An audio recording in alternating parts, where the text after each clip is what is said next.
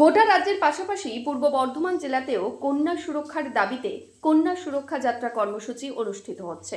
পূর্ব বর্ধমান জেলার মেমারি 2 নম্বর ব্লকের বিজুর 1 নম্বর অঞ্চলের বিজুর গ্রামে ভারতীয় জনতা পার্টির 4 নম্বর মণ্ডলের ব্যবস্থাপনায় এদিনে কন্যা সুরক্ষা যাত্রা কর্মসূচি হলো। এদিনের এই মিছিলটি বিজুর ফুটবল ময়দানের পার্শ্ববর্তী এলাকা থেকে শুরু হয়ে বিজুর গ্রাম পরিক্রমণ করে হাটতলায় এসে শেষ হয় এবং সেখানে একটি পথসভা অনুষ্ঠিত হয়। পথসভা থেকে রাজ্য সরকারের বিরুদ্ধে দলীয় নেতৃত্বরা একের পর এক তোপ দাগেন।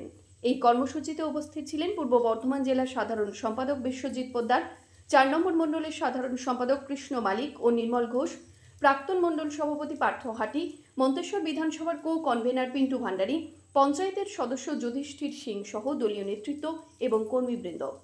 আজকে মন্তেশ্বর বিধানসভা সাংগঠনিক 4 নম্বর মণ্ডলের আমাদের যারা কার্যকর্তা সহসভাপতি এই মণ্ডলের এখানকার যে শক্তি কেন্দ্রের প্রমুখ পিন্টু ঘোষ এবং বুথ সভাপতি এরা উদ্যোগ নিয়ে আজকে বিজুর যে নদী পাড় আছে আমবাগান ওখান থেকে একটা কন্যা সুরক্ষার দাবিতে যে মিছিল সেই মিছিলে আমি অংশগ্রহণ করেছি এবং এখানে কার্যকর্তারা অংশগ্রহণ করেছি। এই মিছিল থেকে সাধারণ মানুষের উদ্দেশ্যে কি জানালেন?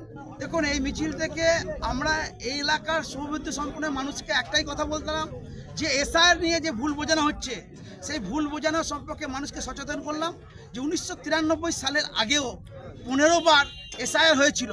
তাই এসআইআরটা এমন কিছু ব্যাপার নয়, এসআইআরটা ভুতুরে ভোটার এবং এসআইআর থেকে মৃত ভোটারকে বাদ দিতে হবে, তাহলেই তৃণমূলের জব্দ হয়ে যাবে। আর মমতা ব্যানার্জি আগামী দিনে মুখ্যমন্ত্রী হতে পারবে না, তাই প্রাক্তন মুখ্যমন্ত্রী হবে। এবং এইখানকার সাধারণ মানুষকে বলে দিলাম আপনাদের এটা দায়িত্ব আছে যে এসআইআরকে সমর্থন করা, এসআইআরকে আপনার মৃত ভোটার আপনার বাবা এবং মা দাদু ঠাকুমার নাম থাকলে সেখানে বাদ দেওয়া যাবে। মিছিলে মৃত্যুঞ্জয় যশের রিপোর্ট, সংবাদ আজকে নিউজ।